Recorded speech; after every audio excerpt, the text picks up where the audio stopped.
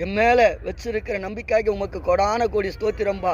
இனி ஒரு நாட்களில் கர்த்தாவே உம்மையே நம்பி உம்மையே விசுவாசித்து நான் உயிரோடு இருக்கிற நாள் வரையிலும் எந்த விஷயத்தை செஞ்சாலோ கர்த்தரை முன்னிட்டு செய்வேன். கர்த்தர் மேலே நம்பிக்கை வச்சு செய்வேன்.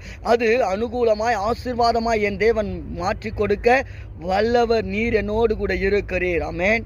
தேவ பிள்ளைகளே, சர்வ வல்லமையுள்ள யெகோவா தேவன் அவர் உங்களோடு கூட இருக்கிறார். அவர் உங்களை நம்பி இருக்கிறார். சிறுமையும் எளிமையுமா இருந்தா பரவாயில்ல, அவன் என்னை நம்புவான், என்னை விசுவாசிக்கிறான்.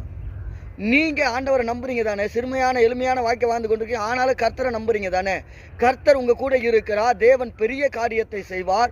ஆண்டவர் உங்கள் கூட இருந்தால் மட்டும் போதும் என்று சொல்லி கர்த்தர் மேலே நம்பிக்கையாக வாழ்ந்து கொண்டிருக்கிற தேவ பிள்ளைகளே, உங்கள் நம்பிக்கைக்கேற்ற ஆசீர்வாதத்தை பரலோகத்தின் தேவன் அவர் கொடுத்து எண்ணி முடியாத காரியத்தை உங்கள் வாழ்க்கையில் செய்ய போகிறார்.